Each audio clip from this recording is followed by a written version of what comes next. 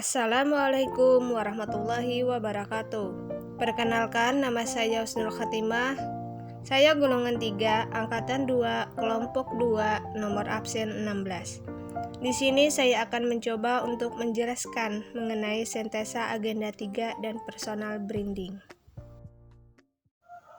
Di agenda 3 ini kita akan mempelajari mengenai pertama, manajemen ASN, yang kedua, pelayanan publik, dan yang ketiga, Wall of Government atau yang biasa disingkat dengan WOG. Pertama, kita akan mencoba untuk menjelaskan mengenai apa itu manajemen ASN. Manajemen ASN adalah pengelolaan ASN untuk menghasilkan pegawai ASN yang profesional, memiliki nilai dasar, etika profesi, bebas dari intervensi politik, dan bersih dari praktek KKN. Manajemen ASN itu ada 3 poin yang harus kita tahu.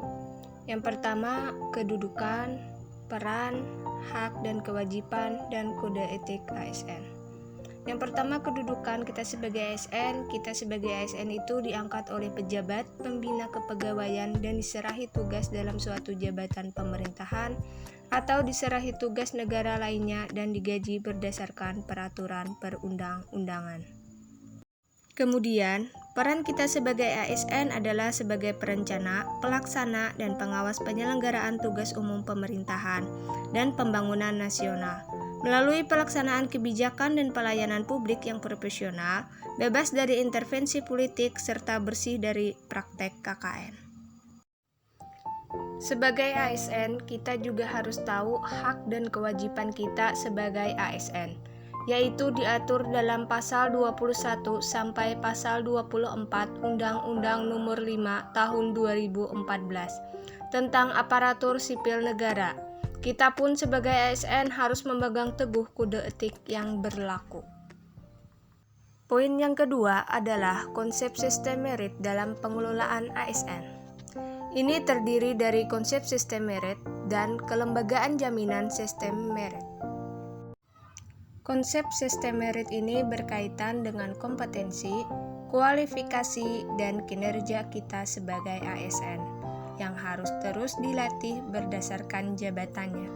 Di Indonesia, sistem merit ini sudah mulai berlaku dengan adanya perekrutan CPNS dengan menggunakan metode CAT. Yang diharapkan dengan metode ini, para CPNS yang lulus bisa menjadi CPNS yang berintegritas, memegang amanah pekerjaannya, dan bertanggung jawab. Dan dengan sistem CAT ini dapat meminimalisir adanya kecurangan. Yang selanjutnya yaitu mekanisme pengelolaan ASN. Pengelolaan ASN ini terdiri dari pertama, manajemen PNS dan P3K, kedua, pengelolaan JPT, ketiga, organisasi, keempat, sistem informasi ASN, dan yang kelima, penyelesaian sengketa. Selanjutnya, materi dari agenda ketiga ini adalah pelayanan publik.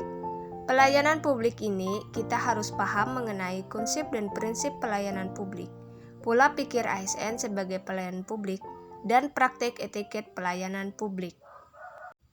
Pelayanan publik itu adalah sebagai salah satu bentuk kegiatan pelayanan umum yang dilaksanakan oleh instansi pemerintahan di pusat ataupun di daerah dan di lingkungan BUMN atau BUMD dalam bentuk barang dan atau jasa, baik dalam pemenuhan kebutuhan masyarakat.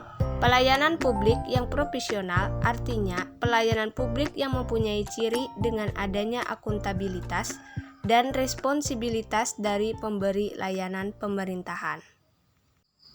Pelayanan publik yang profesionalitas itu terdiri dari kesederhanaan, kejelasan, kepastian hukum, akurasi, keamanan, tanggung jawab, kelengkapan sarana dan prasarana, kemudahan akses kedisiplinan, kesopanan, keramahan, dan juga kenyamanan.